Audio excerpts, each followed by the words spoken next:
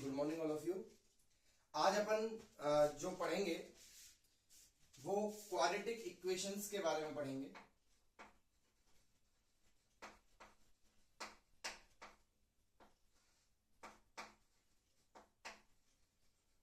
Quadratic equations के बारे में पढ़ेंगे।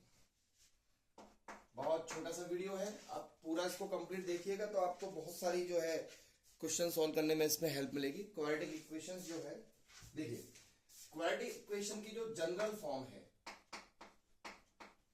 क्वाड्रेटिक इक्वेशन की जो जनरल फॉर्म है वो होती है ax² plus bx plus c equal to 0। इसमें सबसे ज्यादा जो अपन को जानने पहचानने वाली बात है वो ये है कि a क्या है, x² के साथ वाला, x² के साथ वाला जो कोफिशिएंट है वो a कहलाएगा, x के साथ वाला जो कोफिशिएंट है वो b कहलाएगा और जो कांस्टेंट है वो c कहलाएगा। क्लियर है? तो आप इसका ध्यान रखिए कि x² के साथ जो है वो a है, x के साथ जो है वो b है और जो कांस्टेंट है वो c है। अब यहां मैं आज आपको सिखाने वाला हूं इस पार्ट के अंदर, पार्ट 1 अपन ले लेते हैं इसका क्वाड्रेटिक इक्वेशन का। तो इसमें देखिए जो ax² plus bx plus c बराबर 0 है तो इसमें x की दो वैल्यूज निकलेंगी। कितनी वैल्यूज निकलेंगी? x की दो वैल्यूज निकलेंगी और वो दोनों वैल्यूज कहलाएंगी रूट्स। तो अपन कह सकते हैं कि क्वाड्रेटिक इक्वेशन के कितने रूट्स होते हैं? दो रूट्स होते हैं। तो क्वाड्रेटिक इक्वेशन के दो रूट्स होते हैं। तो यहां हमारा टॉपिक है कि इसका जो नेचर होता है वो कैसा होता है। तो नेचर ऑफ रूट्स अपन 3-4 लेक्चर्स के अंदर क्वाड्रेटिक इक्वेशन की बेसिक चीजें स्टडी करेंगे। ठीक है, तो नेचर ऑफ रूट्स की अपन बात करते हैं कि क्वाड्रेटिक इक्वेशन जो है उसके जो रूट्स होते हैं, यानी कि इसमें से जो दो वैल्यू x की निकलती है, हमेशा ध्यान रखें कि जो क्वाड्रेटिक इक्वेशन होती है उसमें हमेशा x की दो वैल्यूज फाइंड आउट करनी पड़ेंगी अपन को। तो वो दोनों वैल्यूज जो होती हैं उनको, दोनों वैल्यूज को बोला जाता है रूट्स। तो रूट्स जो बोला जाता है उसको अपन कैसे चेक करते हैं कि इस रूट्स का जो नेचर है वो कैसा है। तो देखिए मैं आपको बता देता हूं, सबसे पहले nature of root find out करने के लिए आपको डिस्क्रिमिनेंट फाइंड आउट करना पड़ेगा। डिस्क्रिमिनेंट यानी कि डी, और उसको फाइंड आउट करने का तरीका है b²। b क्या था? x का कोफिशिएंट, b² माइनस का 4, a क्या था? x² का कोफिशिएंट एंड c। तो आप फाइंड आउट करिए क्या? d is equal to b² minus 4ac। क्या फाइंड आउट करिए? d is equal to b² minus 4ac। सबसे पहले आपको फाइंड आउट करना है क्या? d is equal to b² minus 4ac find out करना है। ठीक है, हमने d is equal to b² minus 4ac find out कर लिया।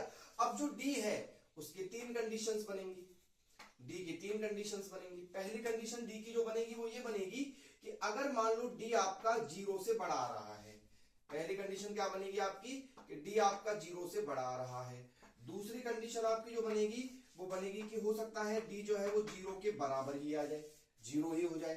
ठीक है, अब तीसरी कंडीशन जो बनेगी वो आपकी बनेगी कि d जो है वो 0 से छोटा आ जाए। मतलब इन तीन कंडीशंस के आसपास ही ये d जो है वो घूमने वाला है। नॉर्मल सी बात है, और हो भी क्या सकता है भाई, d या तो 0 से बड़ा होगा, d 0 के बराबर होगा, या d 0 से छोटा होगा, इसके अलावा तो कुछ हो नहीं सकता है।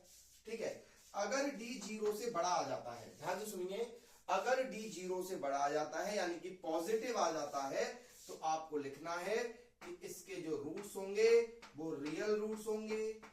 कैसे रूट्स होंगे? रियल रूट्स होंगे। और दूसरी बात यह है कि वो दोनों रूट्स डिफरेंट होंगे, यानी कि x की दो अलग अलग वैल्यूज आपको मिलने वाली है। और अगर यहां पर d की वैल्यू 0 आ जाती है तो आप लिखेंगे कि रियल रूट्स होंगे, लेकिन x की दोनों वैल्यूज इक्वल होंगी, मतलब इक्वल रूट्स होंगी। दोबारा सुनिए, d अगर 0 से बड़ा आता है तो रियल रूट्स होंगे, d बराबर 0 आता है तो भी रियल रूट्स होंगे, लेकिन यहाँ डिफरेंट रूट्स होंगे और यहाँ इक्वल रूट्स होंगे। और अगर d 0 से छोटा आता है तो रूट्स जो हैं वो इमेजिनरी रूट्स होंगे। कैसे रूट्स होंगे बच्चों? इमेजिनरी रूट्स होंगे। तो उसमें इक्वल और डिफरेंट का तो कोई फंडा ही नहीं बैठता है। तो तीन केस हमने यहाँ पर पढ़े कि अगर d 0 से बड़ा है तो रियल रूट्स होंगे, डिफरेंट रूट्स होंगे।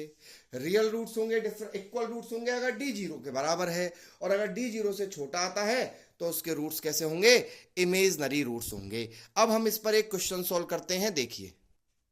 तो क्वेश्चन लिखते हैं यहां पर, देखिए क्वेश्चन लिखता हूं मैं। मान लो अपने पास क्वेश्चन है 3x² माइनस का 4x प्लस 3 इक्वल टू 0। हमें चेक करना है कि इसके जो रूट्स हैं वो कैसे होंगे। तो सबसे पहला काम करेंगे कि a की वैल्यू कितनी है बच्चों, 3 है। x² का कोफिशिएंट a कहलाता है, वीडियो में देखिए अभी, है ना। और b जो है वो कितना है, b जो है वो -4 है। माइनस के साथ लीजिए, x का कोफिशिएंट साइन के साथ लेना, ध्यान रखना, मतलब सारे कोफिशिएंट साइन के साथ लेने आपको, ठीक है। और c की वैल्यू जो है वो कितनी है, 3 है। तो a की वैल्यू निकल के आ गई, b की वैल्यू निकल के आ गई, c की वैल्यू निकल के आ गई। अब आपको क्या करना है, d निकालना है। तो d बराबर क्या होता है, b² माइनस 4ac। क्या होता है, b² माइनस 4ac। b कितना, -4, -4 का स्क्वायर -4, a कितना 3, c कितना 3। तो ये हो जाएगा 4 4 जा 16। कितना हो जाएगा बच्चों, 4 4 भाई माइनस का स्क्वायर करेंगे तो भी प्लस ही आता है ना। 4 4 जा 16 माइनस 3 3 जा 9 9 4 जा 36। ठीक है। जब आप देखिए कि इसमें -36 बड़ा है तो ये आ रहा है आपका टोटल कितना, -20। तो -20 जो है वो क्या है, मतलब आपका जो d आया है आपका, वो लेस देन 0 आया है, नहीं आया है, क्योंकि -20 तो 0 से छोटा होता है और लेस देन 0 आता है। तो इसके जो रूट्स होंगे, ये जो इक्वेशन आपको दी हुई थी, इस इक्वेशन के जो रूट्स होंगे वो क्या होंगे, इमेजनरी रूट्स होंगे।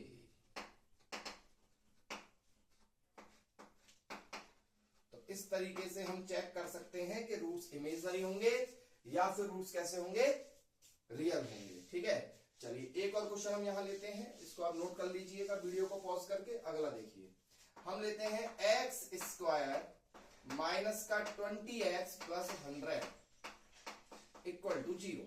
इसको चेक करते हैं, x² minus 20x plus 100 equal to 0। इसके जो रूट्स होंगे वो कैसे होंगे।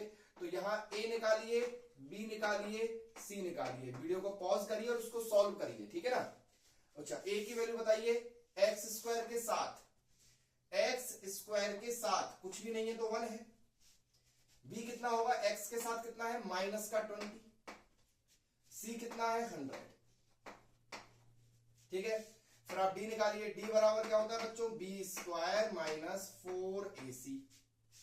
b² कितना, माइनस के 20 का स्क्वायर माइनस 4, a कितना 1, c कितना 100। -20 का स्क्वायर कितना होता है, 400। भाई 20 इंटू 20 करेंगे तो कितना आएगा, 400 आएगा। तो ये 400 और माइनस का स्क्वायर प्लस हो जाता है, मैंने आपको बताया था। एंड 100 इंटू 100 और फिर इसका 4 से करेंगे तो कितना आएगा, 400।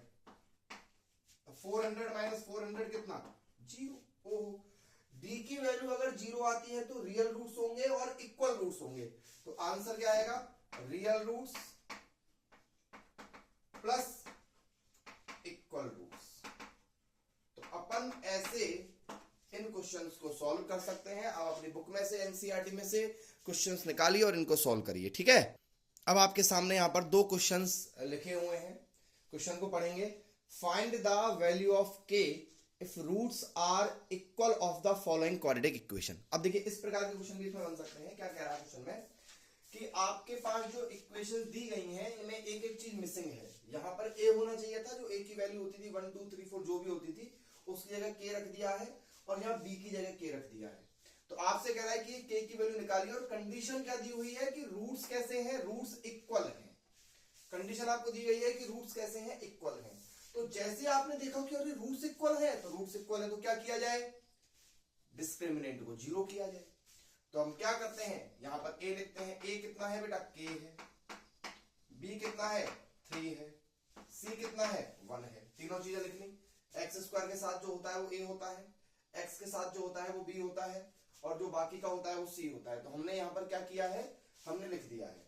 अब हम क्या करेंगे, d निकालेंगे और d को निकाल के 0 कर देंगे, क्योंकि अब हमें निकालना थोड़ा ना, अभी तो हमें पता है कि रूट्स इक्वल है। तो d को ऑलरेडी क्या कर देंगे, 0 कर देंगे। तो d को 0 करेंगे तो देखिए b² माइनस 4ac को 0 करना पड़ेगा, b² माइनस 4ac को 0 करना पड़ेगा। अब b कितना बच्चों, 3। का स्क्वायर माइनस 4, ए कितना बच्चों के, ठीक है, और सी कितना बच्चों 1 बराबर 0।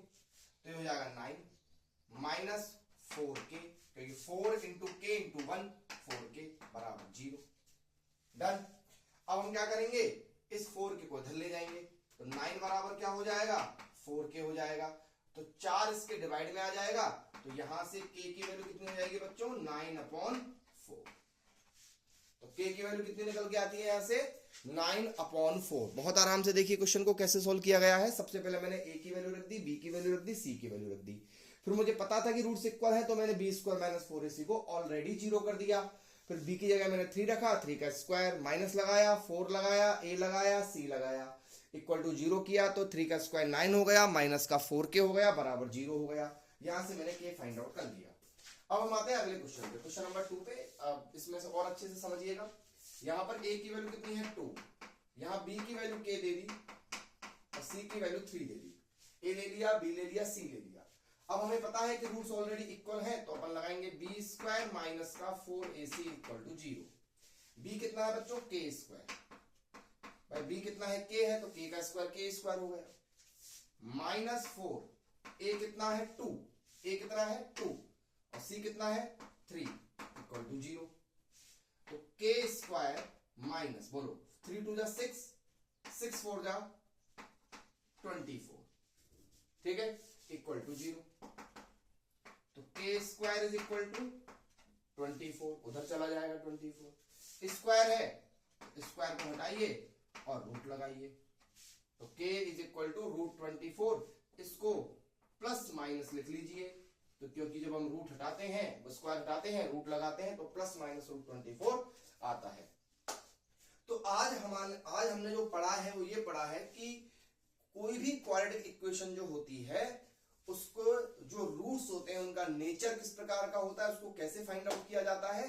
और दूसरा हमने ये पढ़ा है कि अगर मान लो कोई भी चीज अननोन दे दी जाए और आपको नेचर ऑफ रूट्स दे दिया जाए, तो उसको हम अननोन चीज को कैसे फाइंड आउट करते हैं। इस वीडियो को बहुत अच्छे से देखिए और आपके बुक्स में जितने भी क्वेश्चंस आपको इस टॉपिक से रिलेटेड मिलते हैं उनको सॉल्व करिए और नेक्स्ट वीडियो का इंतजार कीजिए। Good bye.